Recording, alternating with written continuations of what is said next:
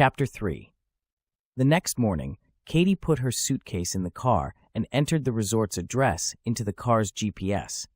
She didn't own skis, which was probably just as well since they wouldn't fit in her little Mini Cooper. She figured she could just rent them when she got there. She wasn't even sure if she wanted to ski. Perhaps sitting by the fire with a good book was all she needed. After all, she had only skied once in her life 10 years ago and would probably need to learn all over again. The temperature had dropped a bit since yesterday, and she was starting to see snow flurries. It was nothing unusual for January, so she thought nothing of it. After about an hour of driving, the wind picked up and the snow started falling hard, significantly diminishing visibility. Exiting the highway, she found herself on a narrow, winding road. After several miles, she came upon a snowplow, which she was able to follow for several more miles until her GPS instructed her to turn down another street. This street was barely wide enough for 2 cars, and Katie wondered if her GPS was malfunctioning. Because of the snow, it was difficult to know where the road's edge was. She looked down at the map to see where she was. When she looked up, she saw a figure in front of her and slammed on the brakes. It was too late. The figure bounced off the hood of the car and slammed into the windshield before rolling off the driver's side and onto the street. "Oh my God!" Katie screamed and quickly got out of the car. The body was lying face down in the snow. She gently turned it over and saw it was a young man. His eyes were closed and he was bleeding from a gash on his forehead. She put her ear against his mouth and could hear a slow, gurgling breath. At least he was alive. She went back into her car and picked up her phone. She dialed 911, but nothing happened. She had no signal. "Shit," she said. She went back outside to check on the young man, whose eyes were now open. It seemed he wanted to speak, but nothing came out. Instead, he just pointed. Katie looked in the direction he was pointing, and through the snow, could barely make out a small cabin about 100 yards away. "Okay, I'll get you help," Katie said. "No." The man was able to get out. "Take me." Katie looked at the cabin and said, "It's too far. I don't have the strength." "Help me up." "What?" "Help me up. Drive me." "That's crazy. I could hurt you worse by moving you." "That's my cabin," he said in a low voice. "There's nobody there. Help me up. You won't hurt me." Katie had her doubts, but she helped the man sit up. "The left side is okay," the man said. She went to his left side and knelt so he could put his arm around her. She then used all her strength to pull the man to his feet. He hopped on one leg to the other side of the car. Katie opened the door and helped him sit down. He couldn't pull his legs inside, so she left the door open and got into the driver's seat. She drove up the driveway, but her wheels spun in the snow. She tried to ease on the accelerator gently. After a few attempts, the wheels finally grabbed and the car moved forward. She made it to within 40 feet of the front door, but could go no further. She decided it was close enough and raced around to the other side of the car. She helped the man to his feet, and they hobbled to the front door. It was painstakingly slow. When they reached the door, Katie opened it and helped him inside. The cabin was small. Everything was in one room. Something was cooking on the stove, and the smell reminded Katie of her mom's chicken soup. Her mom would make it whenever Katie was sick. Inside the cabin to the right was a small kitchen and eating area with a table big enough for only 2 people. Straight ahead at the back of the cabin, a fire burned in the fireplace. To the left, against the front window, was a sofa, and further to the right was a small double bed. Between the sofa and bed was a nightstand. On the other side of the bed stood a dresser. Beyond that, in the far corner, was a small closet. Katie helped the man hobble to the bed and then helped him remove his coat. She could see his right arm was severely bruised and probably broken. She lifted his shirt and saw the entire right side of his chest was purple. She wasn't about to take his pants off to check his legs, but she was sure his right leg was probably broken too. "Where's your phone?" Katie asked. "I need to call an ambulance." "I have no phone," the man said. "You have no phone? What about a cell phone?" "I don't have a cell phone either," the man said. "Who doesn't have a phone these days?" Katie asked, frustrated. "That would be me," the man said. "I need to get help for you. Tell me where to go. I'm a bit lost, and my GPS is confused." "There's quite a snowstorm out there," he said. You won't make it very far. Don't worry about me. I only need rest. I'll be fine. Don't give me that macho crap. You won't be fine. You probably have multiple broken bones and possibly internal bleeding. You need a hospital.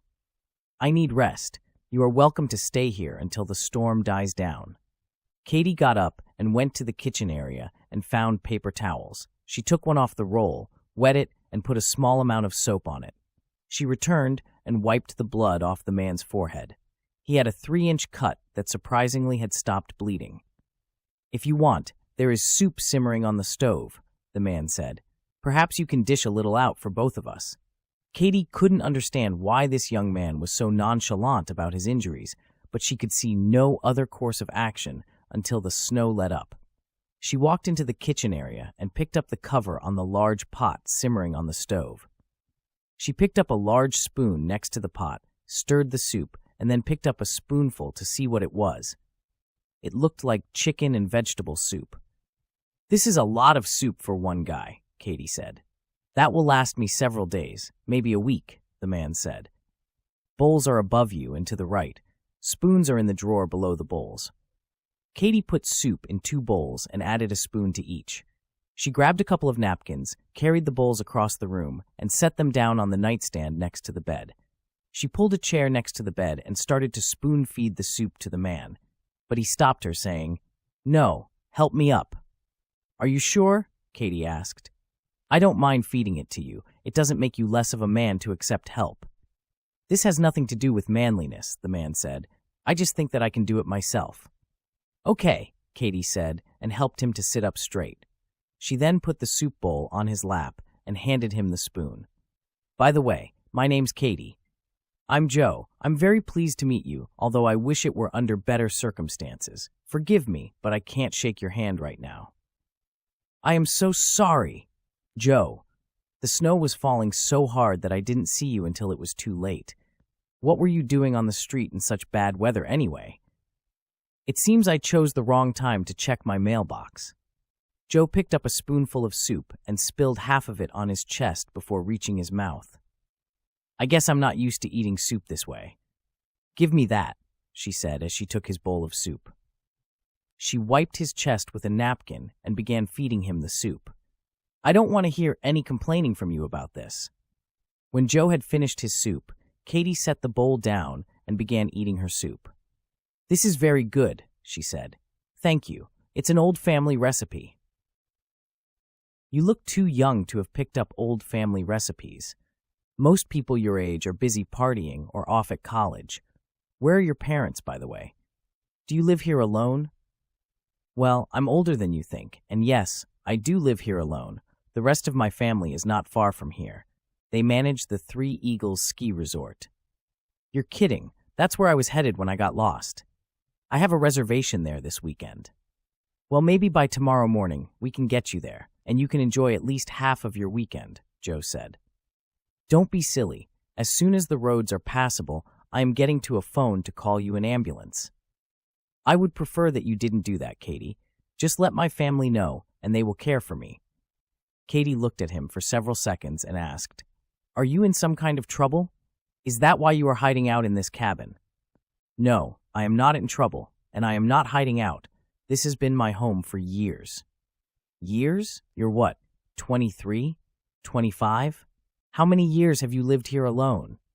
Katie stood up, picked up the soup bowls, and said, "I'm sorry. I shouldn't have spoken to you like that." She then carried the bowls to the sink and washed them. When she returned, Joe said, "There was no need to apologize, Katie. You were well within your rights to speak to me like that. I would probably feel the same way if I were in your position. I know my circumstances are unusual, and I don't blame you for being suspicious of me. I can only tell you that I am not a fugitive of the law, nor a threat to you." Katie looked at him momentarily and said, "You are not a threat to anyone right now. Let me help you lie down. You do need your rest." Katie helped Joe lie down again, and he quickly fell asleep. She looked out the window at the snow coming down and worried that Joe might not survive until she could get help for him. She didn't think she could handle knowing she was responsible for a man's death. She got up and looked around the cabin. She noticed the fire was burning low. She saw a few logs on a metal tray near the fireplace and added one to the fire. Several photos hung on the walls. One caught her eye.